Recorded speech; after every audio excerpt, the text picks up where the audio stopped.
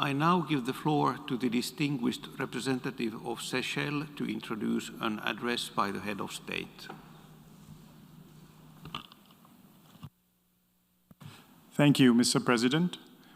Mr. President, Excellencies, it is my distinct honor to present the video statement of His Excellency Mr. Wavel Ramkalawan, the President of the Republic of Seychelles, to the 76th session of the United Nations General Assembly.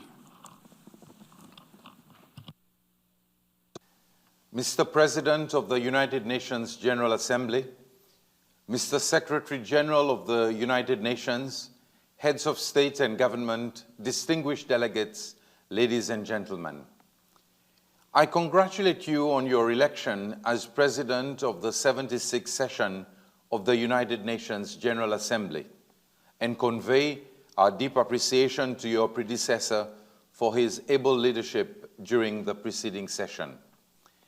I wish also to congratulate Mr. Antonio Guterres on his reappointment for a second term and for his leadership of the United Nations during these unprecedented times.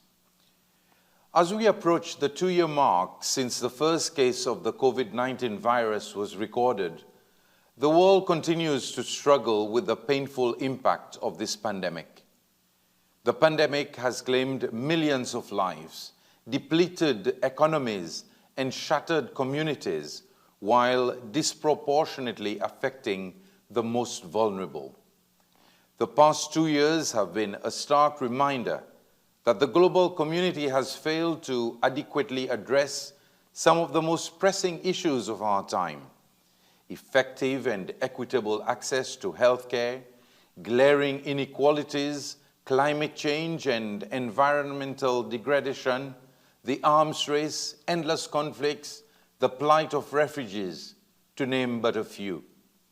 And here we are, the leaders of the world, standing on this platform today to reflect on how to build back better, stronger, and greener. As we enter the second year of the UN Decade of Action, it is imperative that we, as a community of nations, take deliberate, collaborative, and decisive actions to guarantee a future that leaves no one behind. In recalling our commitments to the Universal Declaration of Human Rights and related treaties, let us remind ourselves that the most vulnerable people, those living in dire conditions and facing seemingly insurmountable crises, require special attention and help.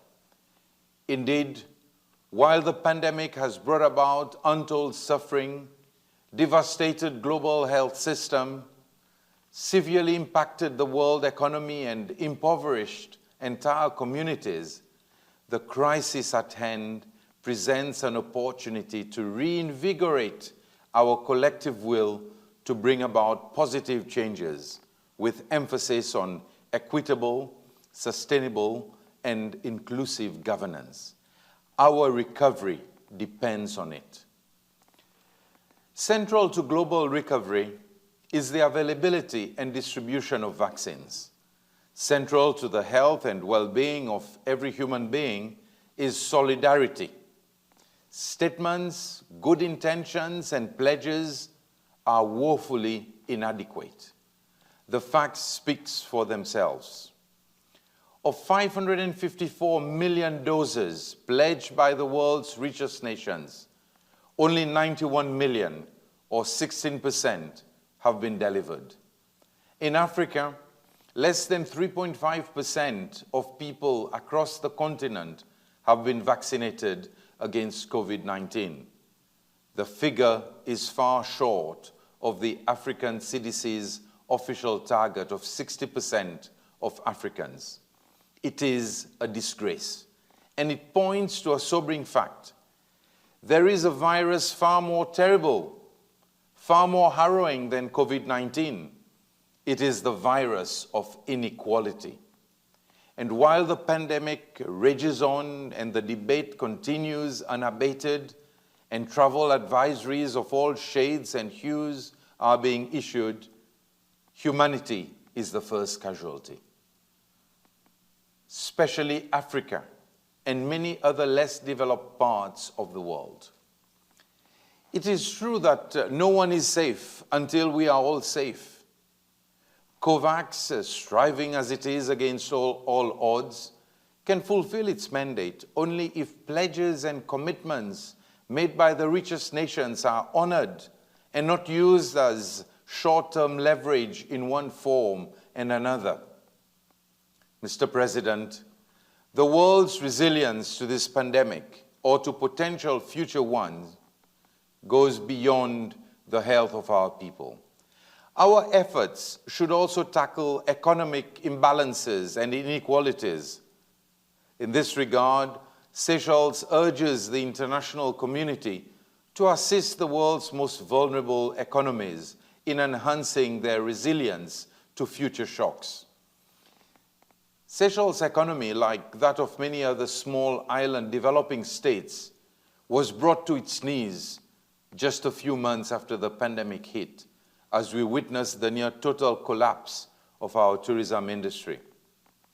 For us, this meant foregoing some of our hard-earned economic gains in order to implement contingency plans focused on protecting our population. The devastating impact of the COVID-19 pandemic, as well as the inadequacies in responding to it, underscore the urgent need for stronger collective measures among member states of the United Nations.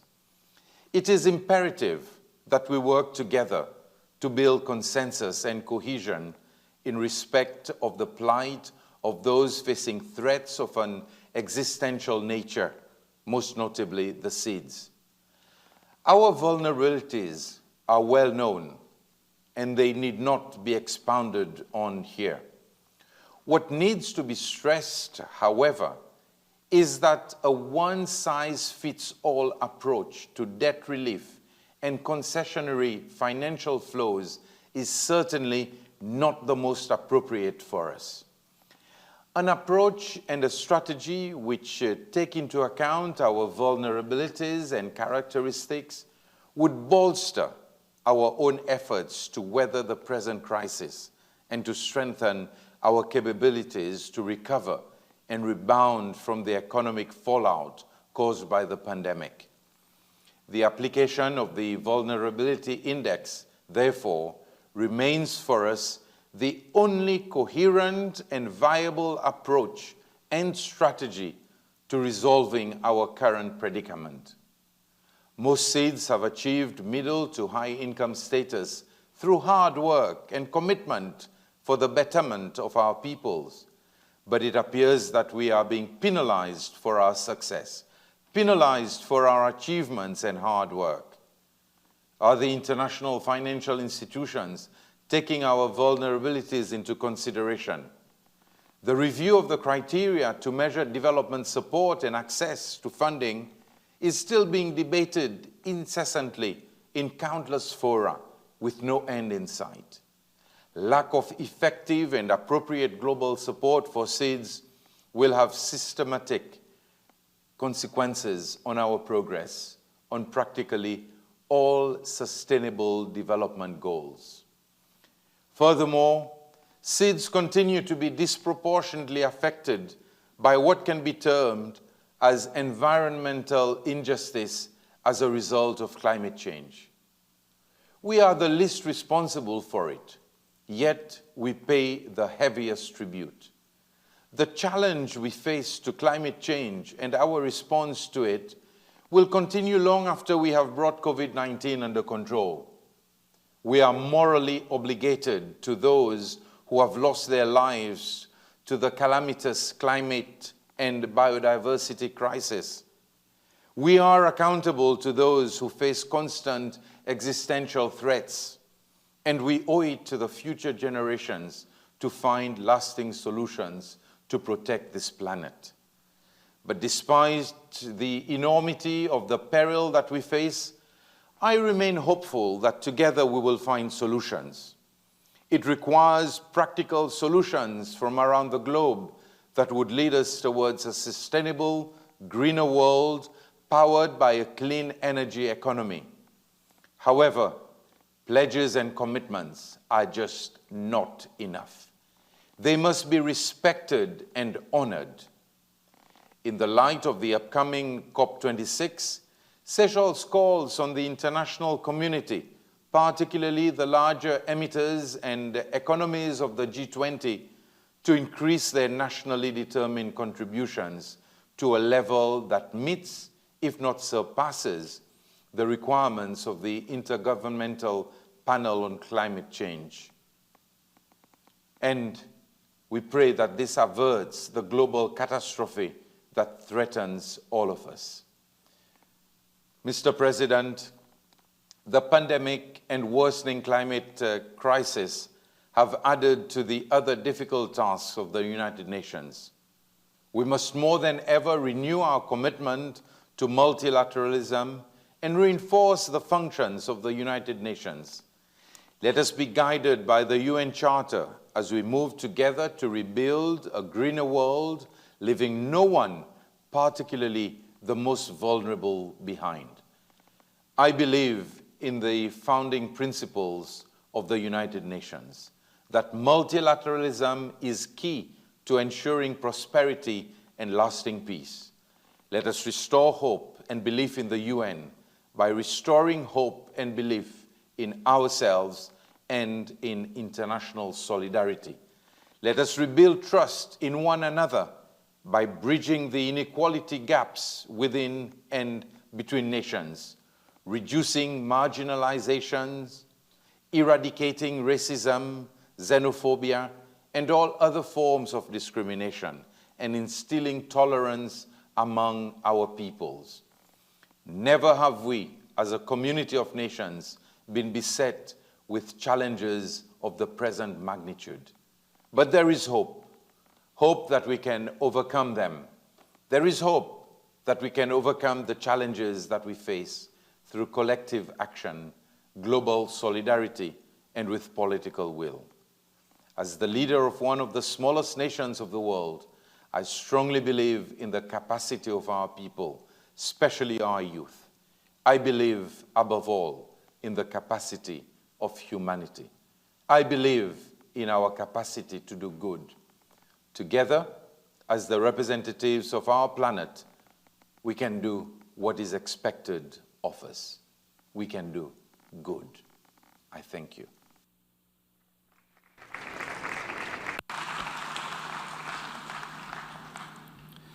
On behalf of the General Assembly, I wish to thank the President of the Republic of Seychelles for the statement just made.